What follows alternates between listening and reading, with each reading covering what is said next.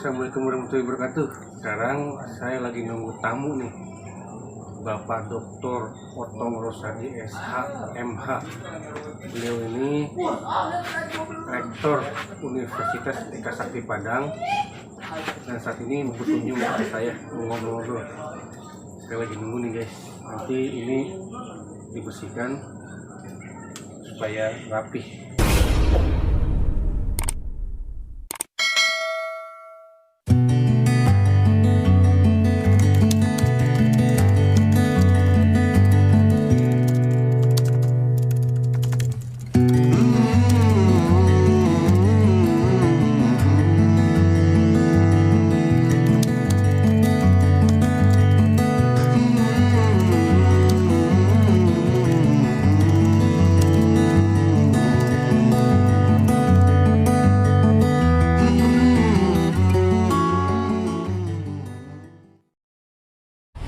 Ya, assalamualaikum warahmatullahi wabarakatuh, Kang. Waalaikumsalam warahmatullahi wabarakatuh. Baraya, malam ini saya di warung Bimas. Bimas nggak ganggu ya? Dianggo. Saya menemui Kang Indra Bayu. Kang Indra Bayu, tokoh muda di Pamanukan ini di Pantura. Sehari-hari beliau di staf desa ya, Kang ya? Ya. Di staf desa sebagai Saya sekdes. oh, sekretaris desa. Jadi orang nomor 2 setelah Kuwu. Kalau Kuwu dipilih oleh rakyat, Pak Kades memilih sekdes. Tentu setelah diizinkan oleh Pak Camat ya. Iya. Oh, iya. Kang, di sela-sela kesibukan Akang sebagai sekdes ini ya. Iya. Tentu juga kepala rumah tangga ya, ngurus anak-anak dan ini. Nah, Akang juga orang pertama lah di Pamanukan yang menjadi apa? YouTuber, vlogger. Banyak sih. Banyak. Pemanukan banyak. Tahun berapa mulai, Kang? Saya mulai fokus menggeluti sih mulai tahun 2019 ya. Mulai baru fokus Kalau itu. dulu juga tahun 2015 sudah mulai, tapi nggak Ya terus fokus, serius cuma gitu. iseng aja ya. Iseng-iseng saja. Kalau sekarang mulai Ah, ditekuni lah gitu. iya. Kira-kira kenapa sih kau tiba-tiba mau nekunin dunia YouTube itu? Ya, untuk itu ya, untuk per-YouTuban ya. Per-YouTuban. Pertama saya motifnya untuk menyimpan video aja sih awalnya. Awalnya. Menyimpan video, barangkali suatu saat bisa menjadi sejarah ya. Iya. Saya merekam sejarah baik pribadi maupun apapun yang bisa kita jadikan catatan waktu ya. Nah, berikutnya motivasi kedua saya melihat belakangan ini, bukan belakangan sebetulnya udah agak lama juga saya ketinggalan mungkin kalau arahnya ke materi, tapi memang itu salah satunya ya, karena memang YouTube itu untuk saat ini bahkan banyak artis-artis yang menjadi YouTuber itu. Iya, beralih ya, Iya, dari dunia layar kaca begitu Iya. ke jadi YouTuber. Sehingga ya salah satu motivasi saya yaitu mudah-mudahan aja di Pamanukan ini bisa menjadi motivasi buat teman-teman yang lain ya, walaupun saya subscribernya belum terlalu banyak sih. Iya. Baru Karena alami ya jalannya. iya, nggak pakai trik ini dulu. Nggak ada ikhtiar yang lain lah kecuali memang berdoa dan terus berusaha gitu ya. Betul. Nah, terus nama Indra Pamanukan, kok yakin bener sih dengan nama Pamanukan itu? Ya, saya udah berganti nama ya berkali-kali. Oh, iya. Tapi saya kayaknya lebih cocok menggunakan nama Pamanukan. Pertama memang saya orang Pamanukan kali ya. Kedua, saya ingin lebih mengenalkan Pamanukan ke dunia luar gitu, Pak. Selain itu kan saat ini juga kebetulan saya dan Pak Guru juga salah satu mungkin yang terus bergerak ya untuk pemekaran Kabupaten Subang nih ya. Salah satunya Pamanukan ini dulu pernah menjadi sebuah nama yang diusung gitu untuk menjadi kabupaten di utara ini, Kabupaten Pamanukan. Ya dari situ saya timbul untuk kenapa nggak pakai nama Pamanukan aja gitu, biar lebih ini lagi. Oh iya, dia lebih dikenal lah yang mudanya. Indra dari mana? Dari Pamanukan. Iya, itu lebih mengenalkan Pamanukan sambil juga mengenalkan pemanukan. Nah, kayak kita geser nih dari apa namanya kesukaan Kang Indra yang tadinya ber-YouTube, lalu kemudian meyakini bahwa YouTube bisa jadi bagian juga ikhtiar untuk apa namanya mengumpulkan anggaran dana begitu ya. Nah, sekarang kita geser ke soal isu apa namanya yang terus-menerus digiatkan oleh anak-anak muda dari zaman ke zaman ya. Dulu ada tim yang Pak Abdul Qadir, ada tim Pak Ahmim Bubaro almarhum, ada juga sempat Pak Bambang Hendardi, ada Pak Hermansa, dan Kang Indra dengan saya terlibat terus di dalamnya gitu ya. Walaupun kita tidak siapa-siapa gitu ya. Harapan untuk itu masih tetap ada kan? Saya tetap optimis, Pak Dokter ya, walaupun apa namanya tanpa dana, tanpa ini itu tetap saya setiap ada pergerakan saya selalu mengikutinya, siapapun yang di depan gitu kan. Dan sampai saat ini kebetulan saya aktif di forum yang namanya Forum Pemekaran Pantura Subang. Yang Pak Sudi Hartono. Ya betul. Iya Pak Sudi Hartono. Betul. Saya di situ kebetulan ya dipercaya menjadi sekretaris satu. Sekretaris satu. Saya itu ya. Dan itu urusan informasi kan ya? Iya. Informasi dan sebagainya, bahkan data yang kemarin kajian terus layak itu saya juga punya ada di saya. Dan saat ini alhamdulillah Pak, setelah kajian dinyatakan layak oleh Unpad sekarang ya? Betul, kemarin kan oleh Unpad. Walaupun secara karena kan lagi COVID ya, nggak mungkin menggunakan sistem yang seperti biasa dilakukan mungkin. Mereka punya apa namanya? Punya mekanisme sendiri kaitan dengan ini ya. Tapi skornya bagus ya? Bagus, alhamdulillah dinyatakan layak. Dan sekarang ini sedang masuk dalam tahapan pengumpulan berita acara musyawarah desa tentang pemekaran itu. Oke, jadi sahabat Baraya, Kang Indra ini tidak hanya aktif di desa sebagai sekdes, sehari-hari juga YouTuber yang kontennya saya pikir luar biasa, tinggal di daerah di Desa Mulyasari Pamanukan sebagai sekdes, tapi kontennya sampai filsafat. Saya penikmat, jadi saya selalu menonton karena saya subscriber dan ada lonceng notifikasi. Jadi Kang Indra juga tetap dari masa ke masa mengikuti proses ikhtiar untuk pemekaran Pantura, Subang Pantura atau pemekaran Kabupaten Pamanukan supaya menjadi calon daerah otonomi baru. Sekarang sudah tahap ke pengumpulan hasil musyawarah desa. Tapi optimis lah ya. Saya optimis. Walaupun bagaimana tetap kita harus punya ikhtiar optimis dan ikhtiar terus menerus gitu. Seperti itu. Saya lupa nih belum mengucapkan ini. Terima kasih banyak ini. Saya dikunjungi sama Pak Dokter Rosadi ya, yang ini luar biasa, sebuah kehormatan buat saya. Nah, ini kan namanya nyemah. Kalau nyemah itu memang saya yang sema harus datang ke tuan rumah begitu. Jadi rumah Kang Indra ini di belakang dan ini adalah tante bibinya. Kita menyebutnya dengan Bi Imas. Jadi kita menggunakan apa namanya warungnya Bi Imas.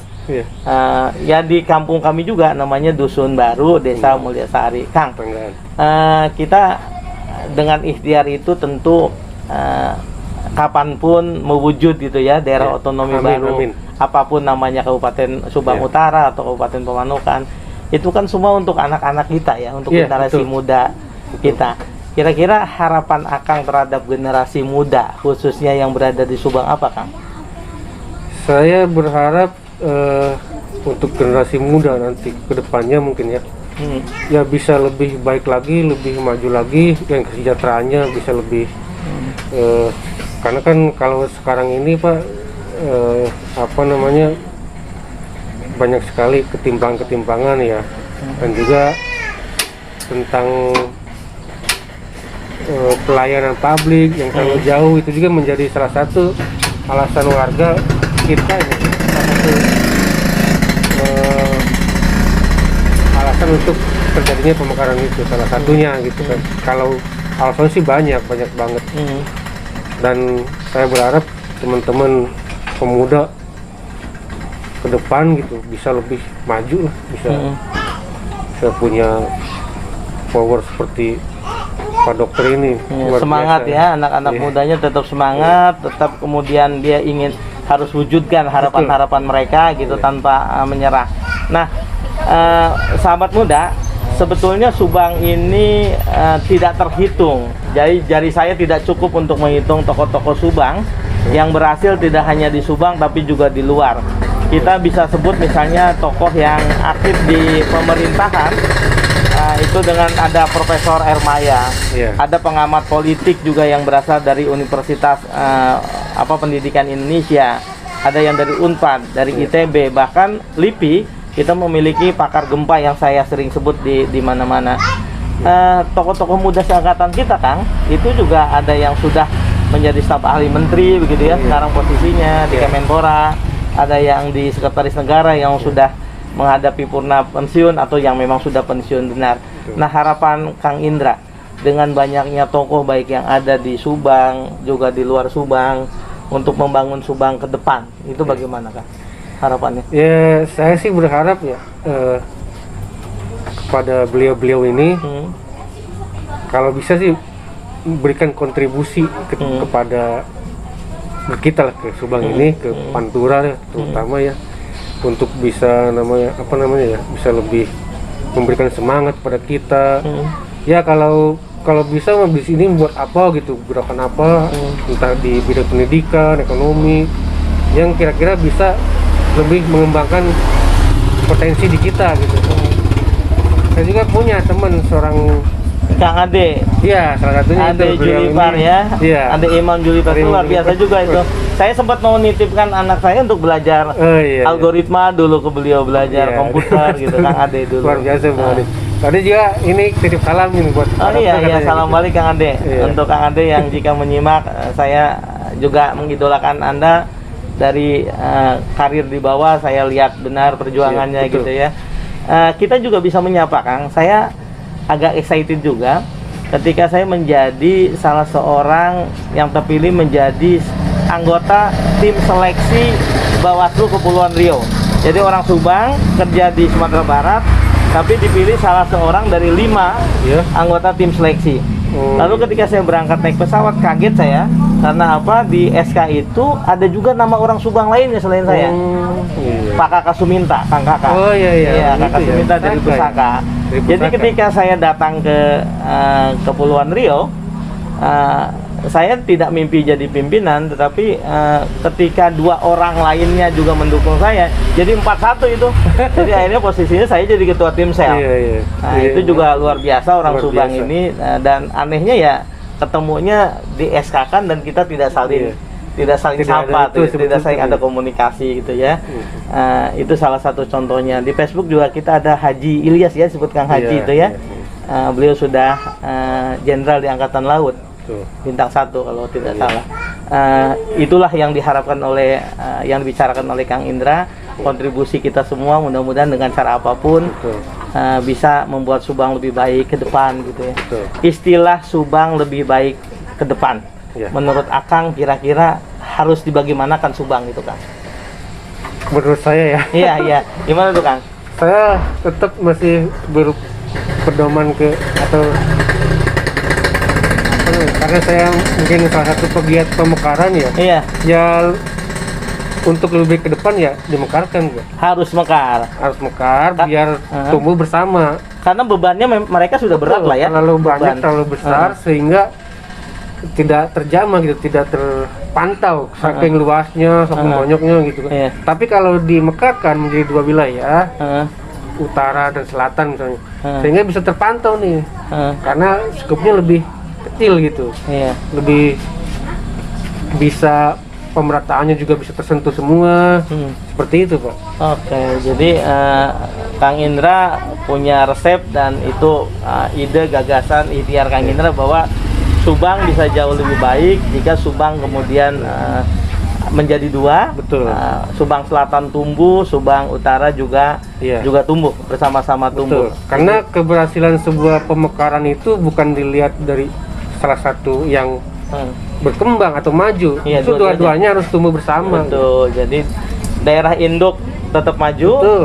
otonomi baru, DOB-nya juga maju. Jadi Itu indikator majunya itu. semua. Oke. Mudah-mudahan. Baraya, perbincangan kita sudah melintasi dari mulai Kang Indra itu siapa, beliau putra asli Mulyasari di Kampung Baru, beliau sekarang sekdes, kepala keluarga dan ayah bagi anak-anaknya.